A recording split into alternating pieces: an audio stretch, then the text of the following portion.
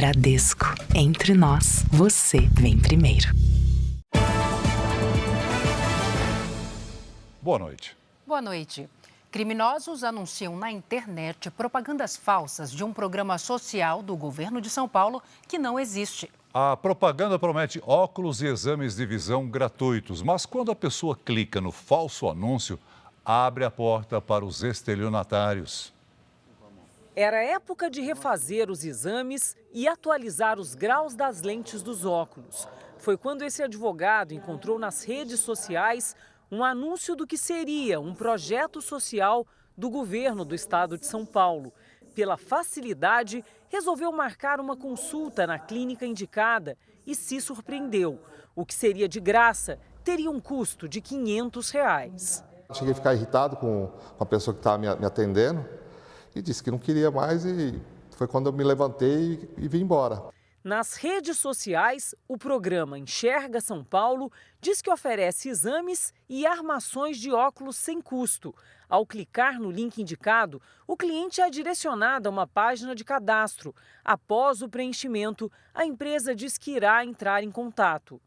A palavra programa e o uso de características visuais comuns aos anúncios de projetos estaduais podem confundir os consumidores. Nas redes sociais, encontramos mais propagandas que usam o nome das prefeituras. Nós procuramos todas as cidades citadas e elas negam que tenham algum programa de serviço oftalmológico. Tentamos falar com a empresa pelos canais disponíveis, mas o contato é apenas para agendamento de consulta. O governo do estado nega ter qualquer programa chamado Enxerga São Paulo. Em São José dos Campos, visitamos a clínica que atendeu ao paciente que se sentiu lesado. Aqui, os funcionários disseram que não existe nenhuma parceria. Tem gente que chega aqui e acha que é de graça. Não lê, claro, bem explícito. Esse advogado especialista em direito digital diz que se trata de uma fraude em que o consumidor é induzido ao engano. Criar ali uma confiança, uma credibilidade e, obviamente, está em completa violação à lei de propriedade intelectual. A gente tem um plágio aí com a utilização das fontes, da simbologia, das cores, do tipo de grafia ali com relação ao governo do estado e sim, a gente tem aí uma prática que ela é contrária à legislação. Ele também alerta para as pessoas evitarem preencher links desconhecidos. Essa prática, com certeza, é um phishing, é a captação de dados que pode ser utilizada para a aplicação de outros diversos golpes que a gente vê por aí todos os dias. Ficar bem atento, porque eles conseguem logotipos, a imagem visual deles é muito forte e acaba remetindo por alguma coisa que seria do governo e não é. É um golpe mesmo. O temporal que castigou São Paulo na última noite causou estragos pela cidade e chegou a deixar ilhado sobre o próprio carro o cônsul dos Emirados Árabes. Hoje o dia foi de contabilizar os danos e limpar a sujeira provocada pela inundação.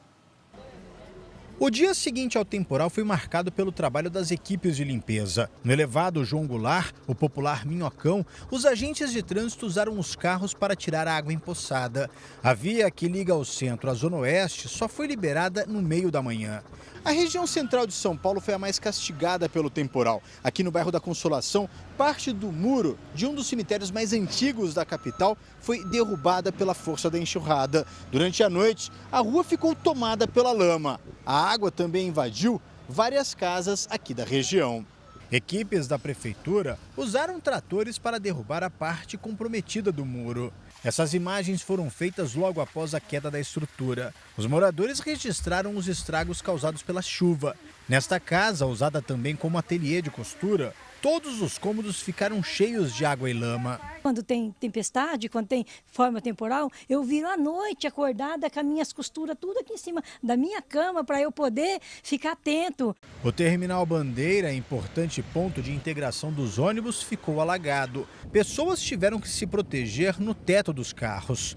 Um dos veículos pertence ao Consulado Geral dos Emirados Árabes Unidos. Os ocupantes precisaram sair pelo teto solar e foram resgatados em um bote do Corpo de Bombeiros. Perto dali, a Estação República do metrô também ficou debaixo d'água. O túnel do Vale do Anhangabaú ficou submerso. Na Bela Vista, uma cratera se abriu em uma das ruas. Um carro e uma caçamba foram engolidos pelo buraco. O carro foi retirado hoje de manhã. Não houve registros de feridos. Foi muita chuva mesmo, foi mais de uma hora. Foram muitos relâmpagos ontem, muitos trovões, terrorizante. O temporal também causou transtornos nos aeroportos de São Paulo. Aqui em Congonhas, de ontem para hoje, ao menos 25 voos foram cancelados. Muitos passageiros também tiveram que ser transferidos para outros aeroportos por causa do mau tempo. Serviram uma água com uns negocinhos, deram um voucher aí de R$35, que você R$30 um sanduíche. Segundo a Defesa Civil de São Paulo, a previsão é de chuvas fortes até a metade do mês de março. Veja agora outras notícias do dia. Avião da Polícia Federal cai logo após decolagem em Minas Gerais. Toffoli pede vista e Supremo interrompe julgamento sobre porte de maconha mais uma vez. Saiba o que muda na declaração do imposto de renda neste ano. Republicana Nikki Haley desiste de corrida presidencial após vitória esmagadora de Trump na superterça. Míssil quase atinge comboio que levava Zelensky, primeiro-ministro grego. E o relato dramático de uma sobrevivente dos ataques do grupo terrorista Hamas em Israel.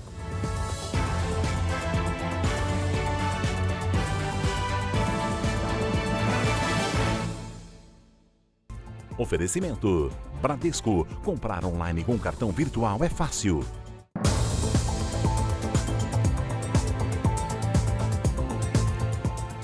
O helicóptero da Record flagrou o funcionamento de um ponto de venda de drogas na comunidade da Maré, no Rio de Janeiro, mesmo durante uma operação policial. Na ação, um dos traficantes mais procurados de Minas Gerais foi preso e um homem morreu durante o confronto.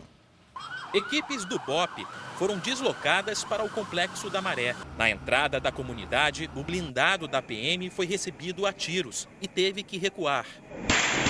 Um morador registrou o momento em que um suspeito baleado era retirado do local pelos policiais. Aí balearam alguém, gente, olha.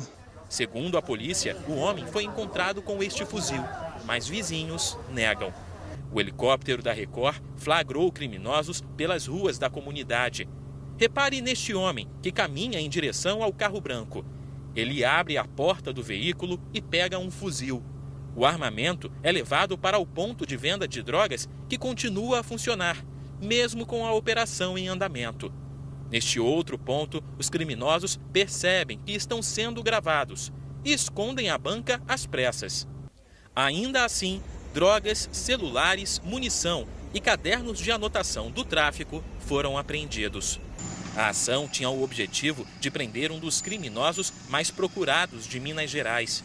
Eduardo Lourenço Marques foi preso em casa. Com cerca de 30 acusações de homicídio, ele é apontado como chefe de uma facção criminosa que atua na zona da Mata Mineira. A mulher dele, Nayara Aparecido dos Reis Marques, também foi detida. De acordo com as investigações, o casal estava escondido havia pelo menos 10 anos aqui no Complexo da Maré, mas ainda mantinha influência em Minas Gerais. A polícia reconhece que as comunidades do Rio têm se tornado uma espécie de abrigo para criminosos de outros estados. Em janeiro, um dos chefes de uma facção criminosa da Paraíba foi preso no Complexo do Chapadão, na Zona Norte. No mesmo mês, 4 suspeitas de envolvimento com o tráfico no estado de Mato Grosso foram encontradas na Maré. Enquanto as coisas estiverem sendo feitas como estão sendo feitas, o Rio de Janeiro será o resort desse tipo de mobilidade criminosa. Hoje, 43 escolas da rede pública precisaram suspender as aulas no Complexo da Maré. Mais de 13 mil alunos foram afetados. Mais de 1.280.000 casos prováveis de dengue já foram registrados no Brasil este ano, com 329 mortes confirmadas. Com o aumento no número de casos da doença, muitas pessoas enfrentam dificuldade de realizar o teste em hospitais e laboratórios particulares. Carolina levou o filho a um hospital particular de São Paulo com sintomas de dengue.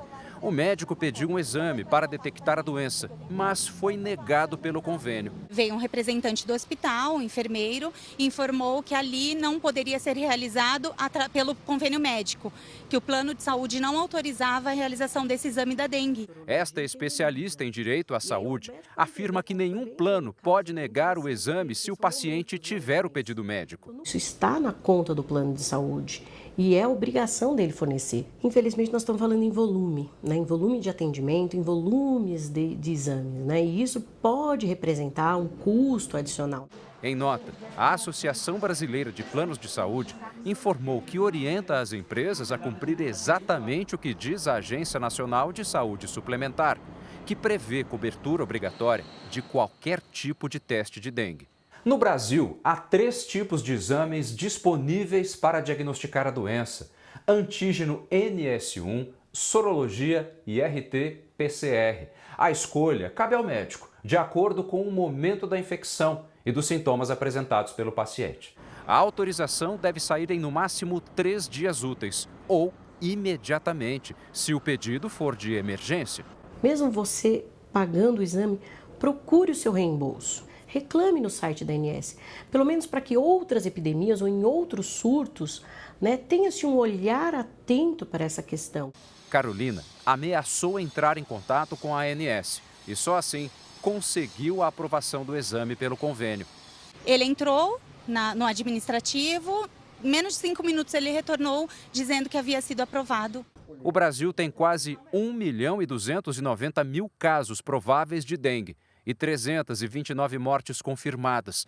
O Ministério da Saúde e a Anvisa divulgaram nota técnica sobre a doação de sangue para quem teve dengue. As pessoas que tiveram a doença devem aguardar 30 dias. Em caso de dengue hemorrágica, a espera é ainda maior, 180 dias. E para quem tomou a vacina, 30 dias. Em Belo Horizonte, um avião de pequeno porte da Polícia Federal caiu logo após a decolagem. 2 pessoas morreram no acidente. A câmera da torre de controle registrou o acidente. Instantes após a decolagem, o avião subiu cerca de 500 metros e, em seguida, começou a perder altitude. O piloto ainda tentou retornar à pista, mas não conseguiu e o monomotor caiu. O avião pertence à Polícia Federal. 2 agentes morreram na queda, os comandantes José de Moraes Neto e Guilherme de Almeida Irber. Um terceiro tripulante, o mecânico Walter Luiz Martins, foi socorrido e está internado num hospital de Belo Horizonte.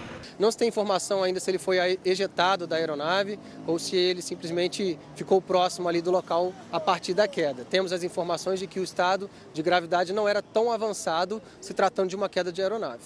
O aeroporto da Pampulha chegou a ficar fechado para pousos e decolagens. As causas do acidente com o Cessna 208B serão investigadas pela Polícia Civil e pelo Seripa, Serviço Regional de Investigação e Prevenção de Acidentes Aeronáuticos.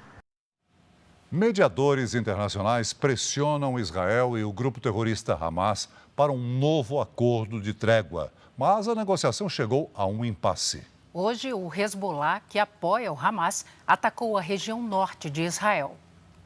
As imagens mostram que a defesa antiaérea do país entrou em ação na cidade israelense de Kiryat Shimona. O sistema de radares detecta o ataque e envia mísseis para interceptar os foguetes lançados pelo Hezbollah. Um deles não foi abatido e caiu em meio às casas do kibbutz Kfar Blum.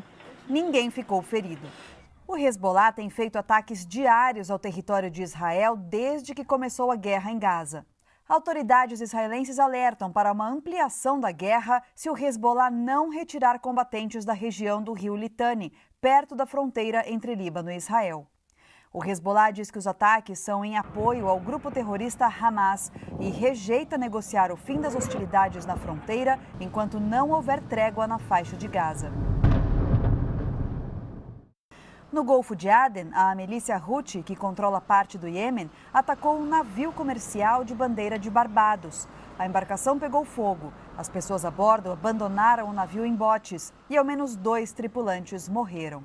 Israel e o grupo terrorista Hamas não cederam nas negociações por um cessar-fogo temporário. Os mediadores internacionais, entre eles os Estados Unidos, pressionam por uma pausa nos combates de pelo menos alguns dias para construir confiança entre os dois lados.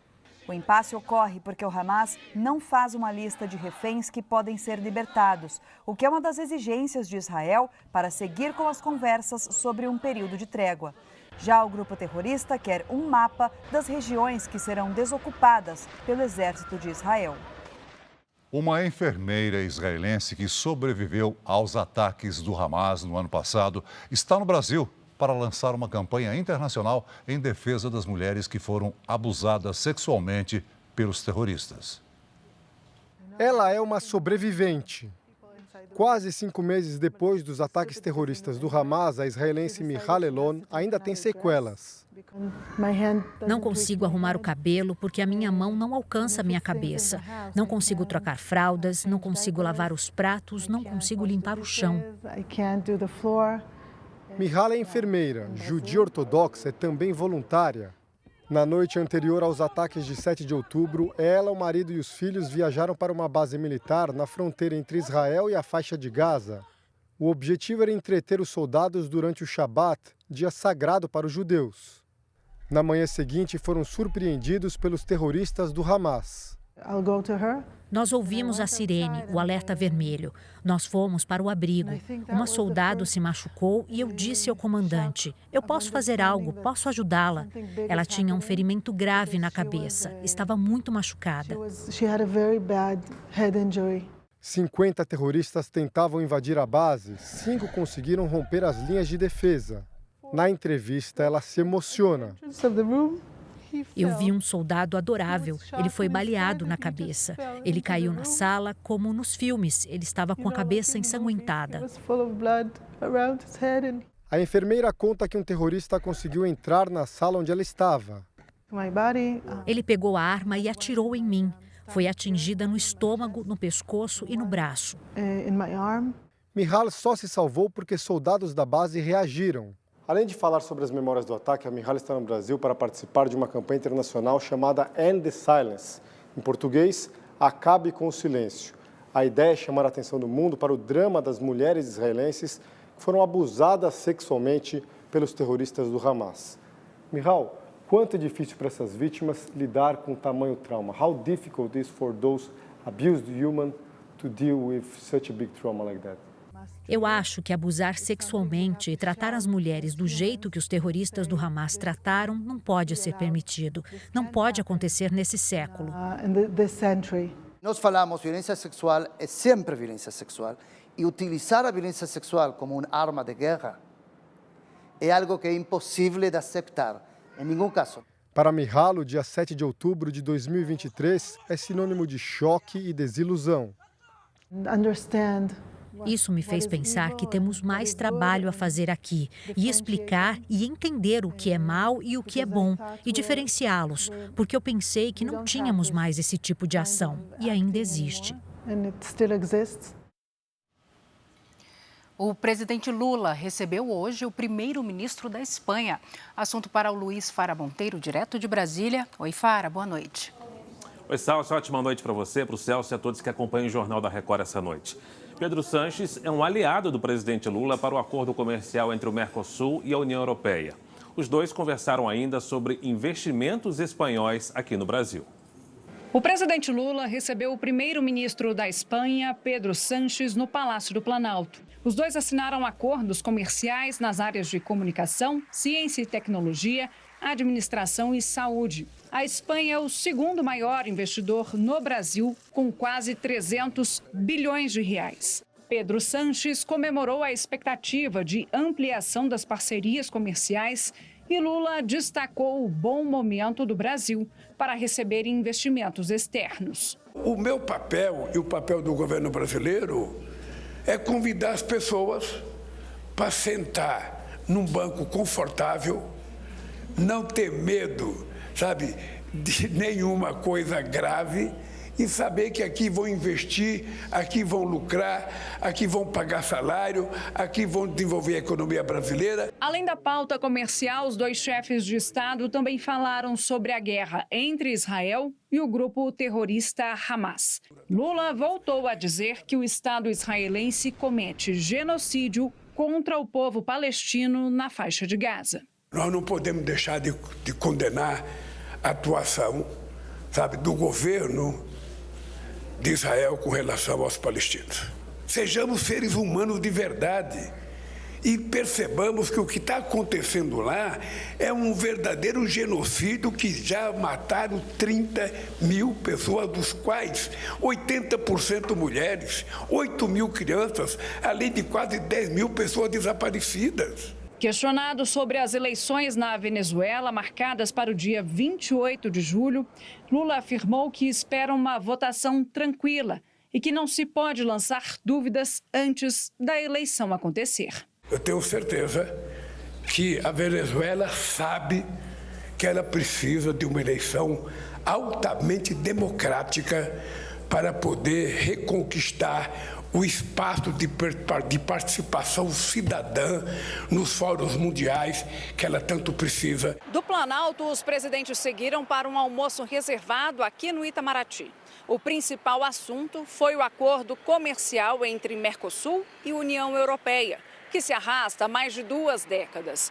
Lula tem em Sanches um dos principais apoiadores para que o acordo seja fechado. Mas isso não deve avançar antes de junho, quando ocorrem as eleições para o Parlamento Europeu.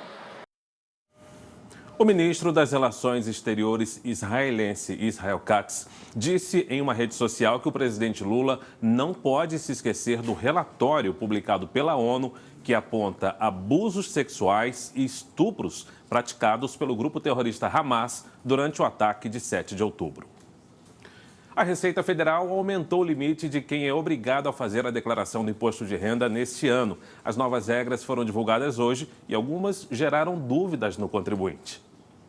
O Jornal da Record foi às ruas para ouvir as principais questões. Esse ano, quem é que precisa declarar imposto de renda? Quem teve rendimentos acima de R$ 30.639, o valor é um pouco maior do que o ano passado, por conta do aumento do salário mínimo e a ampliação da faixa de isenção, com inclusão de quem ganha até 2 salários mínimos mensais. Pelo 3º ano seguido, a Receita Federal vai disponibilizar a declaração pré-preenchida, que é uma forma mais rápida para fazer o imposto de renda. 26% do total de declarantes gastou até meia hora para preencher a declaração. E 1/3 gastou até 1 hora. E o que vem a ser a declaração pré-preenchida? A declaração pré-preenchida é feita sem precisar digitar. É o sistema da Receita Federal que faz o preenchimento com as informações de rendimentos, deduções, bens e dívidas do contribuinte. Para isso, a Receita faz o cruzamento de dados, repassados pelas empresas que pagam os salários dos trabalhadores, empresas do ramo imobiliário e de prestadores de serviços de saúde. São usadas também as informações da declaração do ano anterior. É preciso conferir todos os dados. Do ano de 2022 para o ano de 2023, a utilização da pré-preenchida mais que triplicou. Então ela pulou de 7% para 24%. E a gente pôde constatar a diminuição de incidência de declaração em malha pelo critério de omissão de rendimentos. Quem vai receber primeiro a restituição? Os primeiros a receber a restituição serão os idosos com mais de 80 anos. Depois, os idosos acima de 60 anos. Pessoas com alguma deficiência física, mental ou doença grave. Na sequência, vem os professores. Depois, tem prioridade na fila de restituição quem usar o modelo de declaração pré-preenchido ou quem escolheu receber em conta via Pix. Mas atenção! A chave Pix precisa ser o CPF. Outra medida que pode agilizar a restituição é enviar a declaração no início do processo, que começa no dia 15 deste mês e vai até o dia 31 de maio. Quando que paga a restituição? O calendário de pagamentos começa no fim de maio. Serão 5 lotes de restituição, 1 por mês. O último será pago em 30 de setembro. A Receita Federal espera receber este ano 43 milhões de declarações de imposto de renda. O ministro Nunes Marques, do Supremo Tribunal Federal, negou um pedido para libertar todos os presos pelos ataques às sedes dos 3 poderes em Brasília no dia 8 de janeiro do ano passado.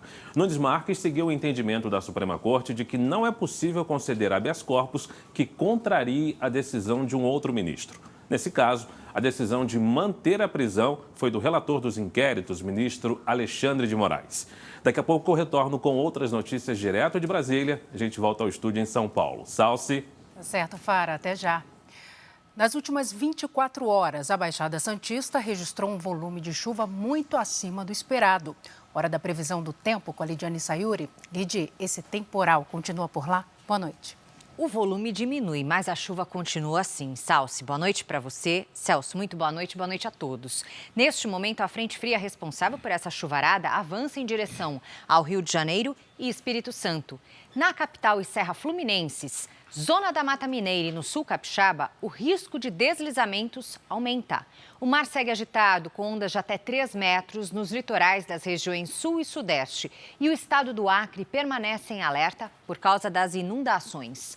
A circulação de ventos mantém o tempo mais instável nos extremos da região nordeste e também no Amapá. Tempo firme no interior da Bahia, no norte de Minas Gerais, no leste de Santa Catarina e em parte do Rio Grande do Sul. Nesta quinta-feira, os termômetros chegam aos 29 graus em Porto Alegre. No Rio de Janeiro e em Salvador, faz até 31.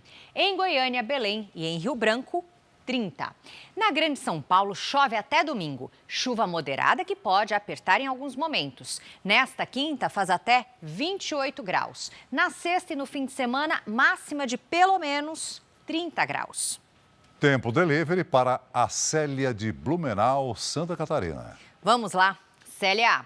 Aí em Blumenau, a chuva continua nos próximos dias. O sol é tímido. À tarde faz até 27 graus na quinta e na sexta. No sábado, esquenta mais. O Dalísio é de Angra dos Reis, lá no Rio de Janeiro. Opa, Dalísio, é o seguinte, a situação está delicada aí em Angra. Tem previsão de chuva forte até o fim de semana, com alto risco de transtornos. Ainda faz calor, com 29 graus na quinta e na sexta. Sábado mais quente, com 32. Mande seu pedido pelas redes sociais com a hashtag #VocêNoJR. Salce, Celso. Até amanhã, Lídia. Até amanhã, Lídia. Veja a seguir, o governo federal anuncia pacote de investimentos em portos e hidrovias do país. Ministro Dias Toffoli pede vista e suspende julgamento sobre descriminalização do uso pessoal de drogas no Supremo Tribunal Federal. Em São Paulo, polícia descobre depósito de perfumes falsificados. Um tipo de crime que provoca prejuízo de 21 bilhões de reais por ano.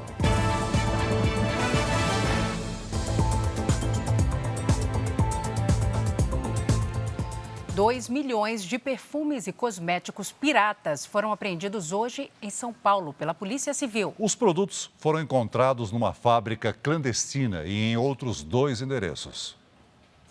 Cremes e frascos de perfumes falsificados estavam escondidos neste depósito. A polícia precisou usar um caminhão para recolher a mercadoria. Ao todo, 2 milhões de unidades de embalagens, perfumes e cosméticos foram apreendidos numa ação policial contra a pirataria. Eles tinham ali uma linha de produção e um depósito voltado à comercialização de forma expressiva para toda a capital e para todo o estado através dos e-commerces. A investigação aponta que a produção era feita em 3 endereços de São Paulo. Os perfumes falsificados eram vendidos no centro da cidade ou pela internet para clientes de todo o Brasil. São Paulo é o estado que mais consome pirataria. No Brasil, o setor de cosméticos e perfumaria teve um prejuízo de mais de 21 bilhões de reais em um ano por conta das falsificações e do contrabando. E tem ainda o risco para os consumidores desses produtos com fórmulas desconhecidas. O preço mais em conta é o principal atrativo. A dermatologista alerta que produtos originais têm um protocolo rígido para a produção. produtos sempre são fabricados com sempre uma assertividade de um farmacêutico, um químico responsável e assim ter-se segurança de que aquilo não vai causar uma alergia nem outros problemas maiores no consumidor. Na operação de hoje, ninguém foi preso, mas os responsáveis pelo esquema de falsificação já foram identificados e são investigados por crimes contra a indústria e a saúde pública. Então, há um processo que nós temos que acompanhar sempre do crescimento da oferta de produtos ilegais no mercado brasileiro, concorrendo com a indústria e o comércio legais, prejudicando o consumidor e o próprio erário, porque não paga nada de imposto. O Supremo Tribunal Federal retomou hoje o julgamento para definir se o porte de maconha para uso pessoal deve ou não ser considerado crime. Vamos então voltar a Brasília com Luiz Fara Monteiro. Fara. Celso, havia uma grande expectativa para essa sessão de hoje no Supremo. Os ministros André Mendonça e Nunes Marques votaram contra a descriminalização. E agora o placar está em 5-3 para considerar que não é crime o porte de maconha para consumo próprio. Mas o ministro Dias Toffoli pediu mais tempo e o julgamento foi novamente interrompido. No começo da sessão, o presidente do Supremo, Luiz Roberto Barroso, esclareceu que o tribunal não discute a liberação das drogas. Esclareço que o que está sendo decidido aqui não é a liberação das drogas, não é a legalização. Droga é ruim e o tráfico de drogas deve ser combatido. Quando fala descriminalização, parece que nós estamos dizendo que não tem problema. Porque descriminalizar pode parecer que é legalizar. Então, nós estamos dizendo que deixa de ter uma sanção penal e passa a estar sujeito a medidas administrativas. Barroso vem tentando amenizar o atrito que o tema provocou entre a Corte e o Congresso Nacional. Ontem ele recebeu parlamentares que pediram o adiamento da análise do caso, já que uma proposta de emenda à Constituição apresentada pelo presidente do Senado, Rodrigo Pacheco, prevê criminalizar tanto usuários como traficantes. O ministro mantém conversas com Rodrigo Pacheco para garantir que não haverá invasão das competências do Legislativo e se dispôs a discutir em conjunto alternativas contra o tráfico por meio de políticas públicas. O julgamento foi retomado com o voto do ministro André Mendonça, que havia pedido mais tempo para analisar o processo. Ele foi contra descriminalizar o porte de maconha para uso pessoal. Esse é meu voto. Mantém-se o crime de uso. Ninguém vai para a cadeia, o que já há muito tempo. É isso que está previsto. Ninguém hoje pode ir para a cadeia por usar. Considero eu, salvo deliberação posterior do Congresso Nacional, que até 10 gramas, ou seja, 34 cigarros, o que já não é pouco, dá para se admitir, não é nem que é uso pessoal, que ele não é traficante. O ministro Nunes Marques seguiu o mesmo entendimento. Meu filho, não faça isso, porque isso é ilícito. Esse é o único argumento que o pai e a mãe pobre brasileira têm. Então, eu sei que existem várias razões e todas elas são boas. Eu sei que chegaremos a um bom termo e espero que a gente consiga ajudar o nosso país. Mas, nesse momento, eu peço a mais respeitosa vênia a todos para manter com a família brasileira esse importante argumento. Mas o julgamento foi suspenso após o ministro Dias Toffoli pedir mais tempo para analisar o caso. Os ministros do STF devem definir também a quantidade de droga que irá diferenciar usuário de traficante. A tese deve ficar entre 20 e 60 gramas. Ainda não há data para a retomada do caso. Em fevereiro, na balança comercial, o Brasil exportou mais do que importou. É o que mostram os dados divulgados hoje pela Secretaria de Comércio Exterior. A balança comercial brasileira registrou superávit de 5 bilhões e 400 milhões de dólares em fevereiro. Foram 23 bilhões e meio de dólares em exportações contra pouco mais de 18 bilhões em importações. É o melhor resultado para o segundo mês do ano desde o início da série histórica em 1989. O desempenho foi mais do que o dobro do registrado em fevereiro do ano passado. Eu fico por aqui. Para você saber mais notícias de Brasília, já sabe, é só acessar o r7.com. Voltamos a São Paulo. Celso. Obrigado, Fará. O governo federal anunciou hoje o pacote de investimentos em portos e hidrovias para os próximos 3 anos. A partir de abril, devem ocorrer leilões para novas concessões. O ministro de Portos e Aeroportos, Silvio Costa Filho, explicou para investidores que o governo pretende leiloar 35 áreas em portos públicos até 2026, sendo 5 concessões e 30 arrendamentos, com prazos que vão de 25 a 35 anos. A expectativa de investimentos é de 14 bilhões e meio de reais. A gente quer dar celeridade nesses empreendimentos, como também ampliarmos cada vez mais as exportações, tendo em vista o crescimento das exportações do Brasil, que só no ano de 2023 foi um crescimento de mais de 10%. E isso dialoga com a importância de estruturarmos os nossos portos no país. Os portos que fazem parte do pacote vão de Rondônia, passando por todo o litoral, até chegar ao extremo sul do país. O ministro também anunciou que haverá leilão de hidrovias. Atualmente não há nenhuma concessão desse tipo de transporte. O Brasil possui 19 mil quilômetros de vias navegáveis, com potencial de chegar a 42 mil. Nós queremos fazer 5 leilões hidroviários no país para a gente poder ajudar no escoamento da produção, sobretudo no arco norte do Brasil, lá na região norte do país, porque na hora que a cada 25 barcaças são 500 caminhões a menos. O ministro falou ainda sobre investimentos que podem chegar a 10 bilhões de reais no Porto de Santos, responsável por 30% das importações e exportações do país. O leilão do primeiro bloco está marcado para acontecer em São Paulo em abril. Serão oferecidas áreas dos portos do Recife e do Rio de Janeiro.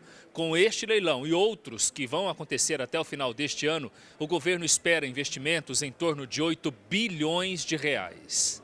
Ainda no evento, o ministro falou sobre a proposta de construção de um novo aeroporto no estado de São Paulo. A ideia é que seja em Cajamar e Caieiras, isso ainda está em análise técnica, os estudos estão sendo feitos e a gente espera que o quanto antes a gente possa ter de fato uma posição da construtora, dos operadores desse futuro aeroporto, para que a gente possa ter de fato um cronograma. O governo já manifestou interesse, mas agora a bola está com os investidores. Veja a seguir, Ministério Público Espanhol pede prisão de treinador do Real Madrid, Carlo Ancelotti.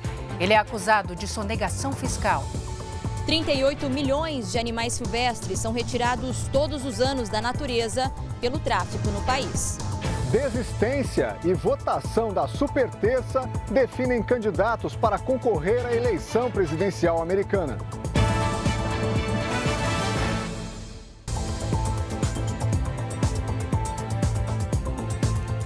A Polícia Civil concluiu as investigações sobre o caso da jovem que tirou a própria vida em Minas Gerais. Foi ela mesma que forjou e divulgou as conversas amorosas com um humorista. A história foi compartilhada por páginas de fofoca nas redes sociais. Outra jovem, de 18 anos, foi indiciada por suposto incentivo ao suicídio. Perícias no celular da jovem foram essenciais para os investigadores entenderem o que havia acontecido. Segundo a polícia, Jéssica Vitória Canedo, de 22 anos, fez montagens para simular conversas amorosas com o humorista Whindersson Nunes e entrou em contato com páginas de fofoca nas redes sociais para divulgar os conteúdos. Todas as páginas nos indicaram 3 perfis responsáveis por apresentar essas notícias, inclusive com prints das mensagens que foram enviadas. Nós identificamos todos eles, tinham ligação ou com e-mail da própria jovem, ou com o telefone, ou com o endereço dela. Na época, Jéssica e o Whindersson negaram o caso. Em seguida, a jovem chegou a afirmar que estava recebendo ataques de outros usuários. Em dezembro, ela foi encontrada morta na casa da família em Araguari, a 560 quilômetros de Belo Horizonte. O laudo apontou que Jéssica tirou a própria vida. Foram pouco mais de 2 meses de investigação. Durante esse período, a polícia conseguiu identificar pelo menos 4 perfis nas redes sociais que divulgaram essas conversas falsas entre a jovem e o humorista. Mas, segundo o delegado que está à frente da investigação, nenhum representante dessas páginas vai responder criminalmente. A polícia também conseguiu identificar uma jovem de 18 anos que enviou uma mensagem direto para o perfil de Jéssica, a instigando a cometer suicídio. A jovem foi ouvida no Rio de Janeiro. A casa onde a família de Jéssica morava está vazia. Tentamos entrar em contato com a mãe dela, mas não fomos atendidos. Segundo o delegado que está à frente da investigação, a jovem sofria de depressão e estava em tratamento. 300 aves silvestres foram resgatadas pela Polícia do Rio de Janeiro em uma ação de combate ao tráfico de animais. A pena para esse crime pode chegar a 1 ano de prisão. 14 pessoas foram presas em Três Rios e Levi Gasparian, municípios do sul fluminense. Outras 3 ainda estão foragidas. A organização criminosa é acusada de abastecer feiras clandestinas na região metropolitana do Rio. 300 pássaros foram resgatados pelos policiais e serão encaminhados para o Centro de Triagem de Animais Silvestres. Alguns serão reintegrados à natureza. Há espécies treinadas para participar de torneios de canto que chegam a custar até R$150 mil. Eles chamam esses pássaros de velocistas.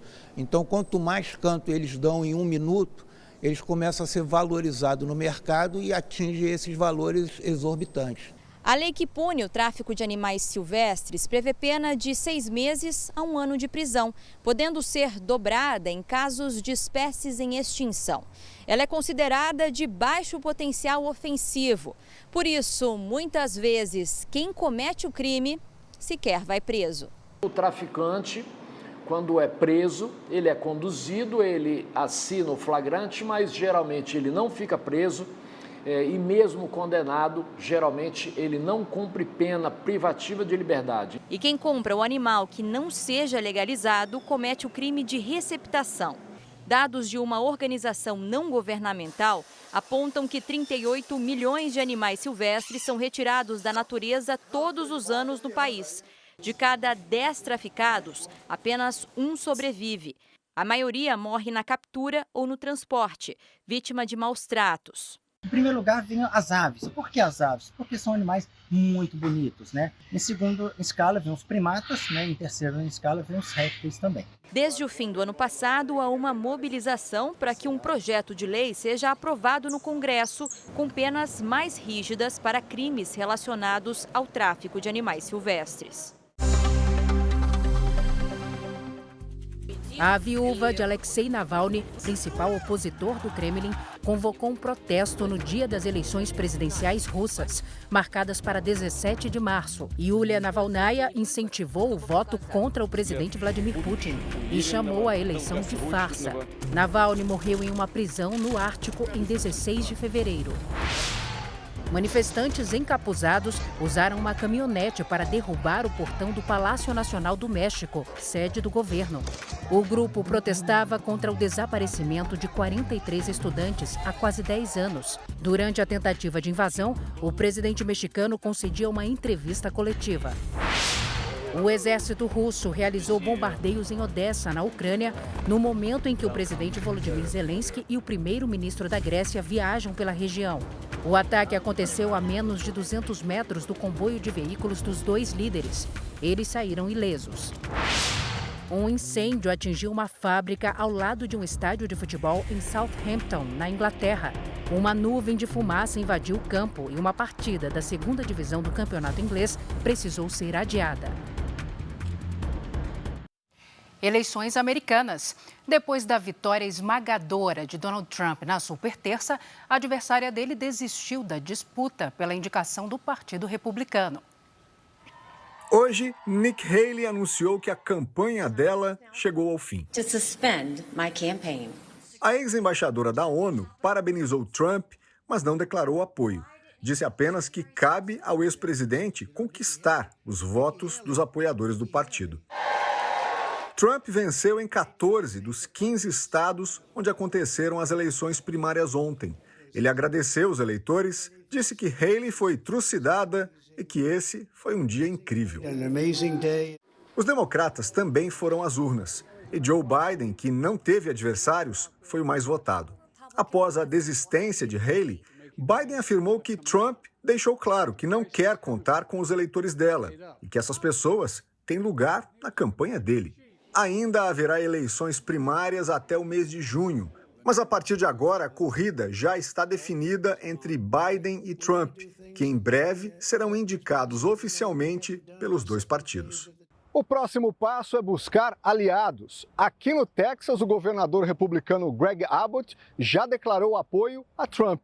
Um dos temas mais discutidos no estado, que fica na fronteira com o México, é a crise da imigração ilegal, que se intensificou no governo Biden.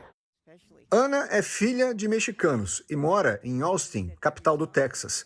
Ela diz que os imigrantes precisam compreender como o país funciona e respeitar as leis. As eleições americanas têm influência em todo o mundo. O resultado deve impactar questões como a guerra entre Israel e os terroristas do Hamas e também a invasão do exército russo à Ucrânia. Hoje, o porta-voz do Kremlin afirmou que Moscou não interferiu nem pretende interferir nas eleições americanas.